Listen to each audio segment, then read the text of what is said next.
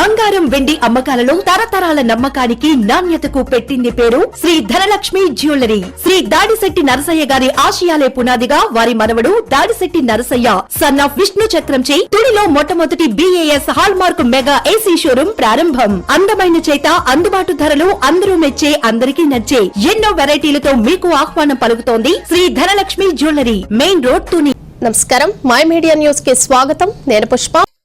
గిరిజన సంక్షేమ శాఖ మంత్రి సంధ్యారాణి PA చేసిన తప్పుకు తమపై బురద జల్లే ప్రయత్నం చేయడమేంటని మాజీ డిప్యూటీ సీఎం పీడిక రాజనధర మంత్రి సంధ్యారాణిపై ఫైర్ అయ్యారు. మంత్రి PAపై కేసు పెట్టిన విషయంలో వైఎస్ఆర్ కాంగ్రెస్ పార్టీ కానీ తమకు కానీ ఎటువంటి సంబంధం లేదని స్పష్టం చేశారు. మంత్రి PA నిర్వాకంపై ఓ మహిళ ఇచ్చిన ఫిర్యాదు మేరకు పార్వతీపురం SP కేసు నమోదు చేసి దర్యాప్తు చేస్తున్నారని, త్వరలోనే వాస్తవాలు వెలుగు చూస్తాయని ఆయన పేర్కొన్నారు. తాను అధికారంలో ఉన్నప్పుడు ఎవరిని ఇబ్బంది పెట్టలేదని, తానేమిటో నియోజకవర్గ ప్రజలకు తెలుసునని రాజనధర పేర్కొన్నారు. తప్పు మీరు చేసి మాపై బురద జల్లే ప్రయత్నం చేయవద్దని ఆయన మంత్రి సంధ్యారాణిని హెచ్చరించారు. మీ అందరూ ఒక సమస్య మీద వార్తల్లో కావచ్చు,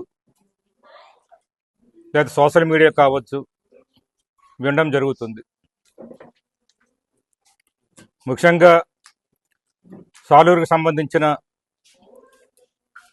ఒక బాధిత మహిళ, ఒక ఉద్యోగురాలు, మరి ఇక్కడ మంత్రిగా ఉన్న గుమ్మడి సంధ్యారాణి గారి PA సతీష్పై మీడియా ద్వారానైతేనేమి, లేదా పోలీస్కి ఇచ్చిన కంప్లైంట్ ద్వారానైతేనేమి కొన్ని ఆరోపణలు చేయడం జరిగింది. అయితే ఈ విషయం గురించి నేను ఇంతవరకు మాట్లాడలేదు. అసలు మాట్లాడవలసిన అవసరం కూడా నాకు లేదు. ఎందుకంటే సంబంధం లేని, మనకు సంబంధం లేని అంశం అది మహిళా అంశం. అది మహిళలు చూసుకుంటున్నారు, మహిళా సంఘాలు చూసుకుంటున్నారు అని కూడా లేదు. అయితే ఈరోజు ఎందుకు మాట్లాడవలసి వచ్చిందంటే, తన రాజీనామా లేఖలో కూడా బందాపు సతీష్ వైఎస్ఆర్ కాంగ్రెస్ పార్టీ మీద ఆరోపణలు చేశారు.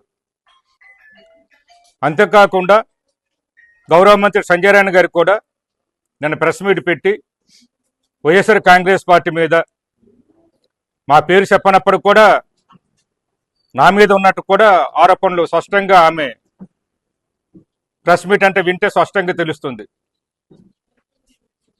నిజంగా ఇటువంటి సంఘటన గురించి మాట్లాడడానికి నాకు బాధగా ఉంది. ముఖ్యంగా ఇటువంటి ఆరోపణలు మంత్రి గారి PA మీద కానీ, మంత్రి గారి కుటుంబం మీద రావడం కానీ దురదృష్టకరం. అందువల్ల ముఖ్యమంత్రి గారికి మళ్ళీ మనవి చేస్తున్నాను. ఆమె ఏవేవో చెప్పారు, ఆమె గొప్పగా చెప్పారు, కాబట్టి మీరు ఒకసారి సర్వే చేయించండి. లేదా ఇక్కడ మీకు అధికారులు ఉన్నారు కదా, ఇంటెలిజెన్స్ వాళ్ళు ఉన్నారు, IB వాళ్ళు ఉన్నారు, రకరకాల డిపార్ట్మెంట్లు ఉన్నారు కదా, మీ వాళ్ళు అడగండి. ఇక్కడ ఈ నియోజకవర్గం ఏమి జరుగుతున్నది, రాజేంద్ర గారు చెప్పింది కరెక్టా, సంధ్యారాణి గారు చెప్పింది కరెక్టా, విచారణ చేస్తే మీకు తెలియకుండా ఉండదు. నేను ఇంతవరకు ఈ విషయం మాట్లాడకూడదని మళ్ళీ చేస్తే మాట్లాడకూడదు అనుకోను. నాకు అనవసరం ఈ విషయంతో, నాకేంటి సంబంధం అంటున్నాను. నేను ఎందుకు దీంట్లో దూరుతానని చెప్తాను. నేను అసలేదు ఎవరి కుటుంబాలు జోక్సికి వెళ్ళడం నాకు అలవాట్లేదు. అనవసరంగా మాట్లాడడం కూడా నాకు అలవాటు ఉండదు. ఎప్పుడైనా పొరపాటున అనవసరంగా మాట్లాడిన వెంటనే క్షమాపణ చెప్పేస్తాను. నాకు కొన్ని అలవాటు అది. అంతే తప్పించి ఇష్టం వచ్చినట్టుగా మాట్లాడడం చేయడం అనేది మాకు అలవాట్లేదు మొదటి నుంచి కూడా, ఇప్పుడే కాదు ఎప్పటి నుంచి కూడా.